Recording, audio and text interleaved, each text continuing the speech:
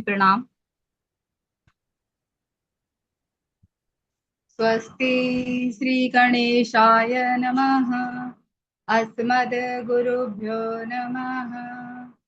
अस्मद् परम गुरुभ्यो नमः।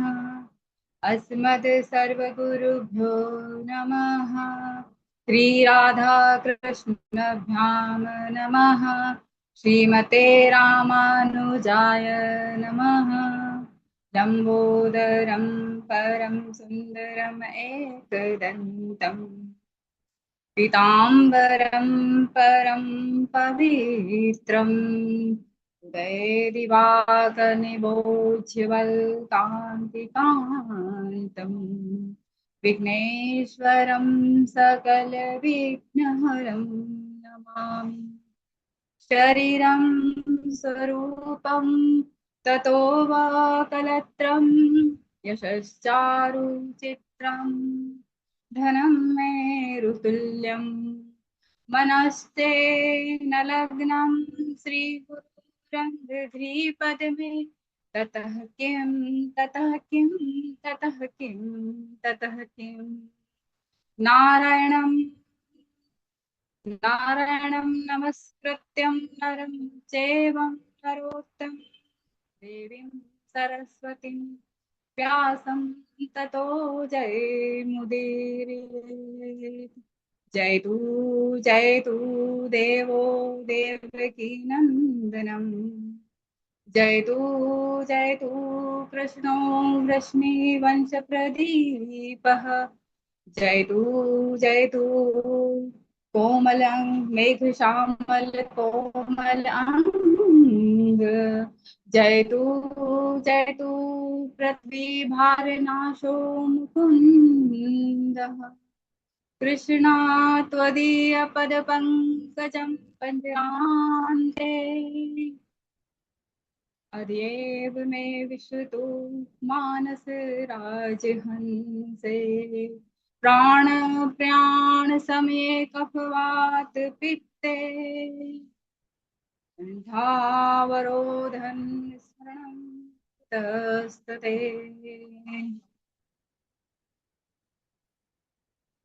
वरहापीडं नटवरवपुः कर्णिकारं विभद्रवासः कनककपीशं वैजन्ती च मालम्।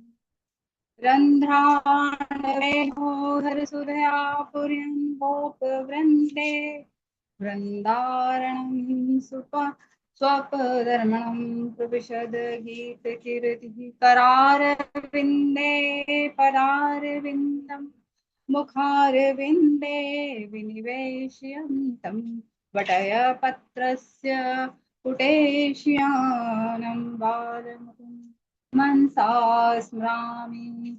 रामाय रामभद्राय रामचन्द्राय वेधसे रघुनाथाय नाथाय सीताय पतये नमः।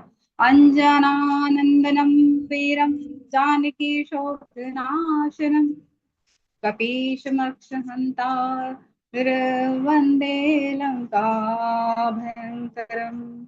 मुखं करोति वाचालं लङ्घु पङ्गुलङ्घ्यते गिरिं यत्कृपातमहं वन्दे परमानन्द माधवम्।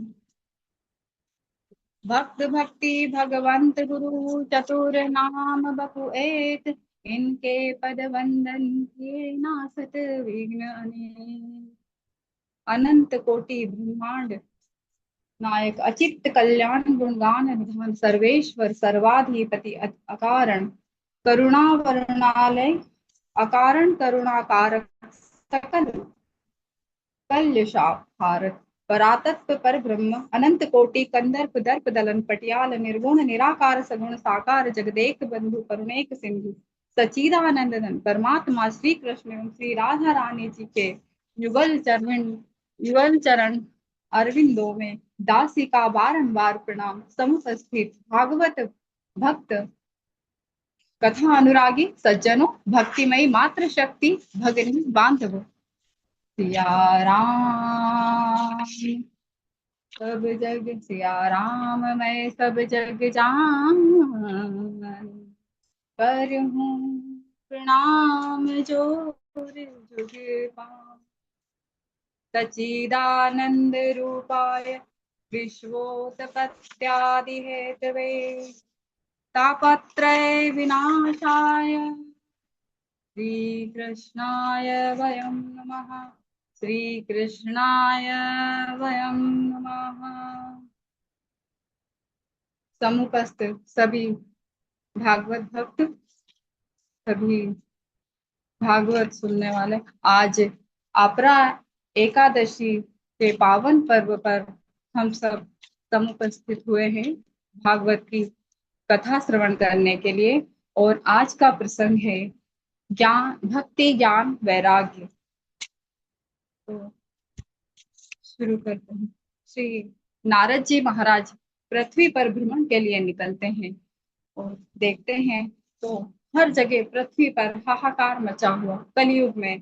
कहीं लोभ, कहीं कहीं लोभ हावी है, तो कहीं ज्ञान पर और भक्ति का विकार हो रहा है। तो देखते देखते उन्होंने कहा आज तो हम श्री वृंदावन तरफ चलते हैं। श्री वृंदावन के वहां पर कृष्ण, भगवान श्री कृष्ण की लीलाएं देखते हैं। तो भगवान नारद जी जाते हैं तो यमुना किनारे एक देवी बैठी है, वृद्ध वृद्ध, दो वृद्धों को गोदी में लिए रो रही है।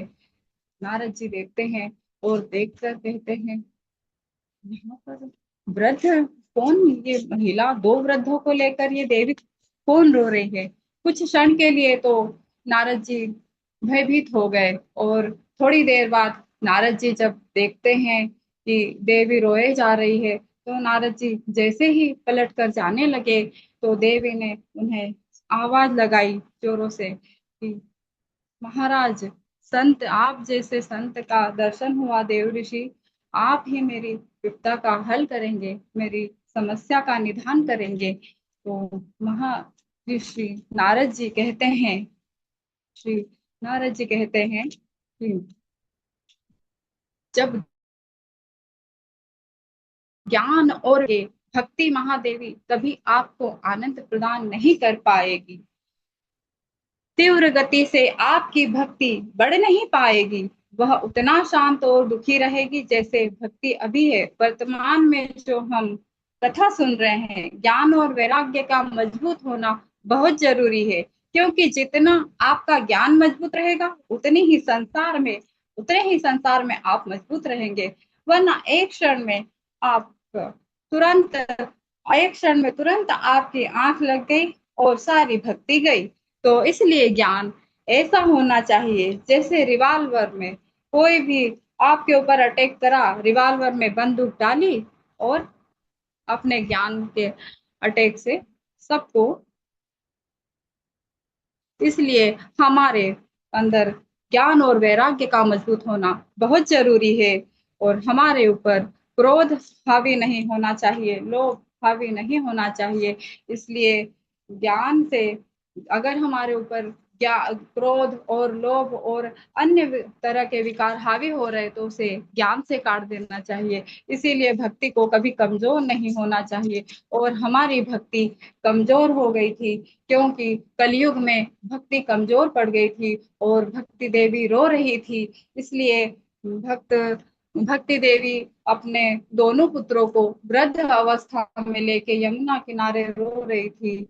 नारद जी नारद जी जब देखते हैं तो बहुत ही परेशान हो जाते हैं और नारद जी कहते हैं, नारद जी भ्रमण पर नारद जी जब कहते हैं तो वो उनसे जाकर पूछते हैं और भक्ति देवी अपने पुत्रों के फिर से हष्ट पुष्ट करने के लिए वो वही नारद जी ज्ञान और वैराग्य को हष्ट पुष्ट करने के लिए नारद जी को कहती है भक्ति देवी, महाराज जी रुकिए तो सही, आप जैसे संतों के दर्शन ही बड़े पुण्य प्रताप से होते हैं। नारद जी ने कहा, देवी तुम कौन हो, यह वृद्ध कौन है। देवी कहती, मेरा नाम भक्ति है और मेरे दो पुत्र ज्ञान और वैराग्य है। महाराज, में द्रविड़ देश में उत्पन्न हुई, कर्नाटक में बड़ी हुई, महाराष्ट्र में सम्मानित हुई, किंतु गुजरात में जाते ही मुझको बुढ़ापे ने घेर लिया। परंतु वृंदावन में आने से मैं यौवन को प्राप्त हो गई। परंतु मेरे दोनों पुत्र ज्ञान और वैराग्य दोनों ही अभी भी वृद्ध और मूर्छित अवस्था में पड़े हैं। इसलिए भगवान श्री नारद जी, आप तो देवों के देव है, देव ऋषि है, और आप हमारे इन मूर्छित पड़े हुए और वृद्ध ज्ञान और वैराग्य को हष्ट पुष्ट कर दीजिए। तो नारद जी बड़े ही यत्न से सारे वेद उपनिषद सब कुछ पढ़ते हैं, सब कुछ करते हैं, उसके बावजूद भी ज्ञान और वैराग्य उसी मूर्छित अवस्था में रहते हैं। और फिर भगवान की आकाशवाणी के माध्यम से बताया जाता है कि उसका वास्तविक, भगवान आकाशवाणी करते हैं और उसके माध्यम से बताया जाता है कि वास्तविक अर्थ खोजते हुए नारद जी जब बद्रीवन पहुंचते हैं और तपस्या करने का विचार करने लगे, तभी वहां उन्हें सनकादिक मुनि मिले, सनकादिक ऋषि, जो ब्रह्मा जी के चार मानस पुत्र सनक, सनंदन, सनातन और सनत कुमार के नाम से प्रसिद्ध है। बड़े योगी, बुद्धिमान, विद्वान है। देखने में ये 5 वर्ष के बालक प्रतीत होते हैं, किंतु पूर्वजों के भी पूर्वज है। वे सदा वैकुंठ धाम में निवास करते हैं, निरंतर हरि कीर्तन में लीन रहते हैं, भगवान के लीलामृत का रसवादन कर रहे, उसी में मस्त रहते हैं, और उनके जीवन का एकमात्र आधार भगवत कथा ही है। हरि शरणम, हरि शरणम, भगवान ही हमारे रक्षक है। बस हरि शरणम, हरि शरणम, यह मंत्र उनके मुख में सदैव रहता है, जिससे काल प्रेरित वृद्धावस्था भी उन्हें उन्हें बाधा नहीं पहुंचाती। नारद जी ने सनकादिक मुनि से पूछा कि भक्ति, ज्ञान और वैराग्य की पुष्टि कैसे होगी। तब मुनियों ने बताया कि ऋषियों ने संसार में दुख निवृत्ति के अनेक मार्ग बताए हैं, जब लेकिन सब कष्टदायी हैं और परिणाम स्वरूप स्वर्ग देने वाले हैं। अभी तक भगवान की प्राप्ति करवाने वाला मार्ग गुप्त ही है, उसे बताने वाला भाग्य से ही मिलता है। आकाशवाणी ने जो सत्कर्म के लिए कहा है, उसे हम आपको बताते हैं। वह आगे समझते हुए कहते हैं, आगे कह समझते हुए कहते हैं, 4 प्रकार के यज्ञ होते हैं, द्रव्य यज्ञ, ताप यज्ञ, योग यज्ञ और ज्ञान यज्ञ।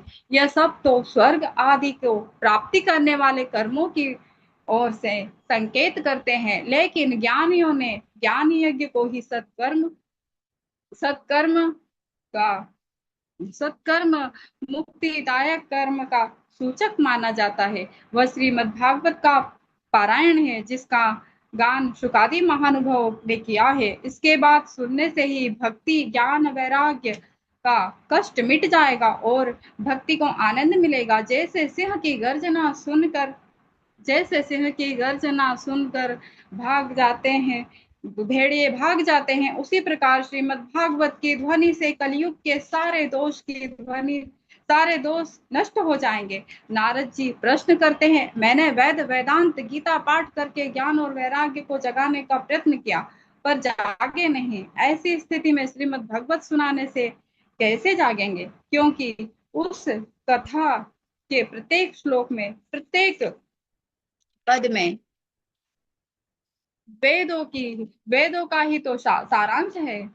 वेदोपनिषदां साराज्यता भगवती कथा, अत्युत्तमा ततो भाति पृथग भूताफ्लाक्राति।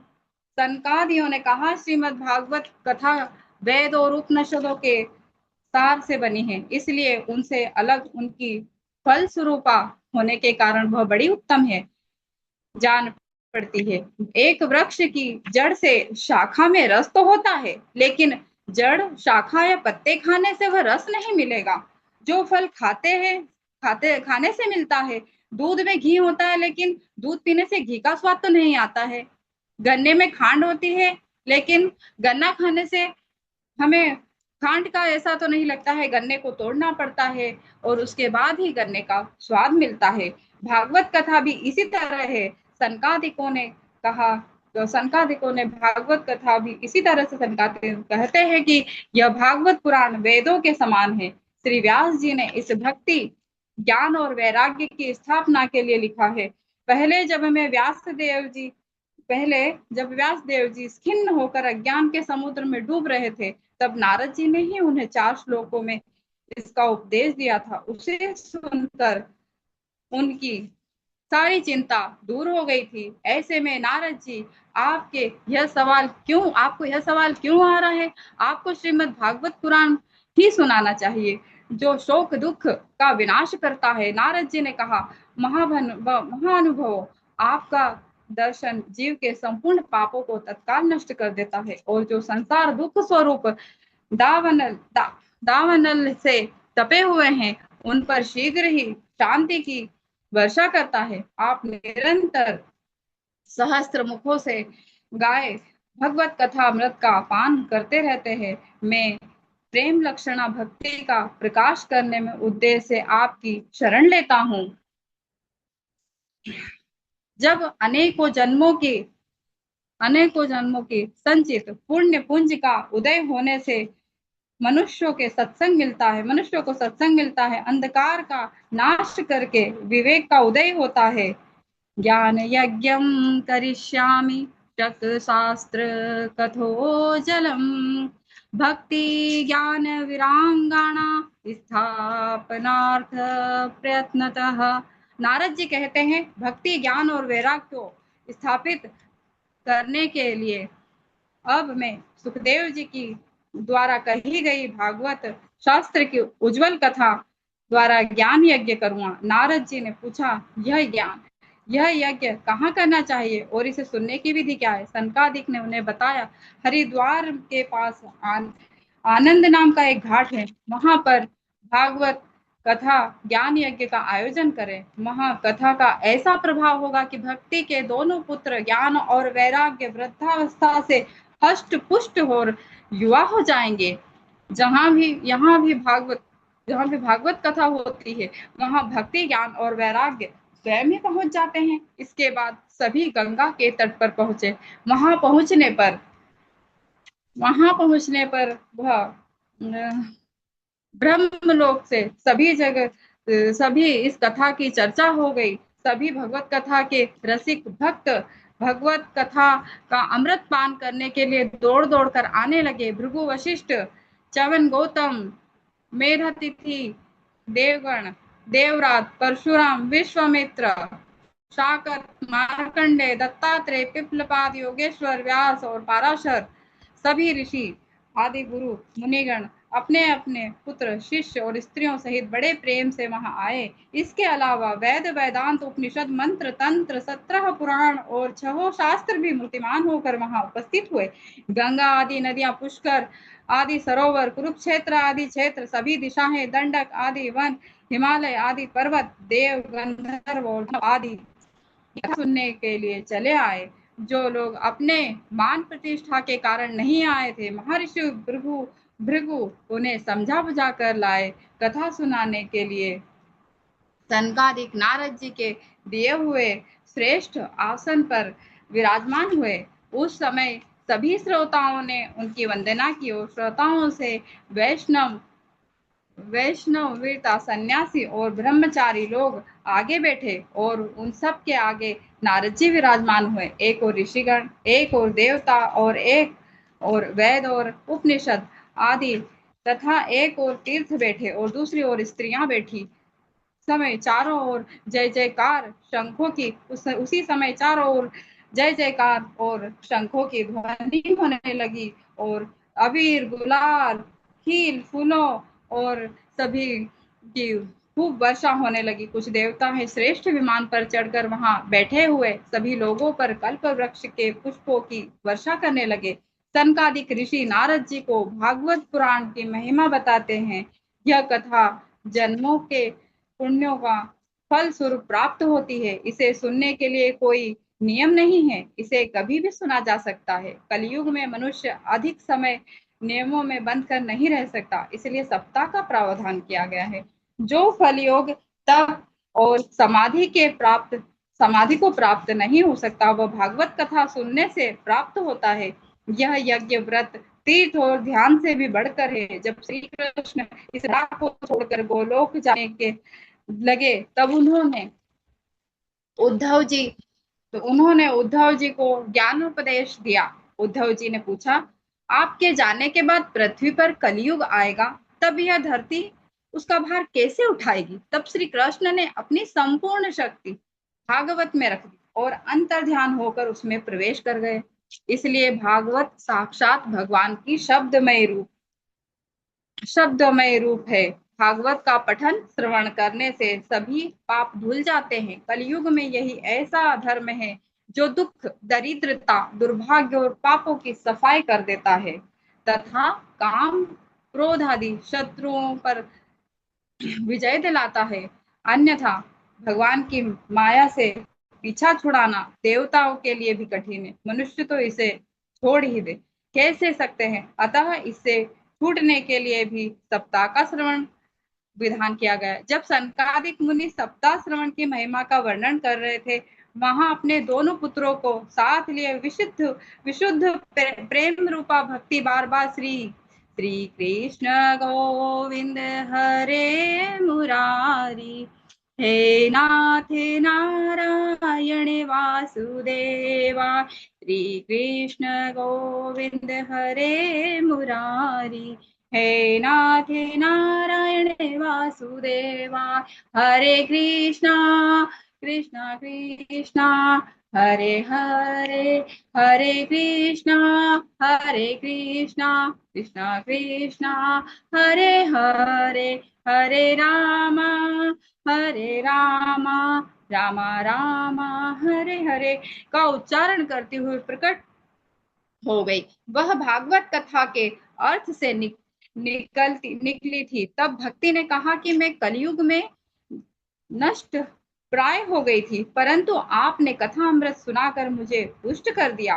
अब आप बताइए कि मैं कहाँ रहूं? सनकादि ने उनसे कहा, तुम भक्तों को भगवान का स्वरूप प्रदान करने की अनन्य प्रेम का संपादन करने वाली हो और संसार के रोग को निर्मूल करने वाली हो। अतः तुम धैर्य धारण करके नित्य निरंतर भक्तों के हृदयों में निवास करो।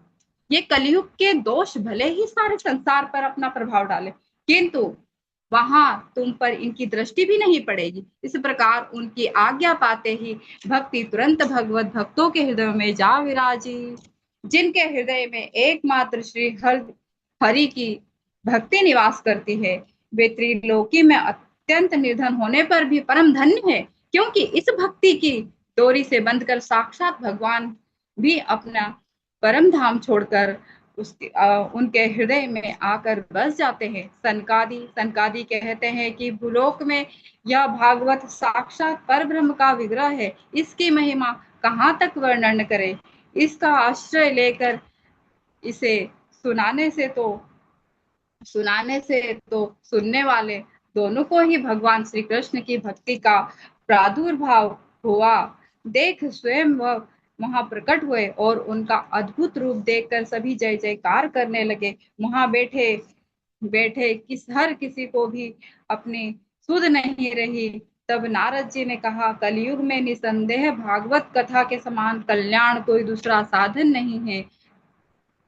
बोलिए भक्तवत्सल भगवान की जय, बोले वृंदावन धाम की जय, बोले बाके बिहारी लाल की जय। कृष्णाय वासुदेवाय हरिये परमात्मे प्रणतः क्लेशनाशाय गोविंदाय नमो नमः। राधे राधे गुरु जी। बहुत सुंदर। ऋतु जी, आपका कौन सा वक्तव्य है? ये किस नंबर का वक्तव्य है? कितनी दूसरे बार? नंबर। अच्छा, दूसरा वक्तव्य है आपका ये। हाँ जी गुरु जी। बहुत अच्छा, बहुत बढ़िया, अच्छी मेहनत कर रहे हैं आप। आपका प्रवचन से आपकी मेहनत दिख रही है। बढ़िया है। कृष्ण कन्हैया लाल की कृपा होती रहे, ऐसी बनती रहे, और तो बढ़िया आपका से बढ़िया सुनाते रहे। गुरु जी आपका आशीर्वाद सदैव बना रहे, ऐसे ही बहुत अच्छा। कृपा आपकी सभी प्रसन्न है आपके वक्तव्य को सुन करके। ठीक है।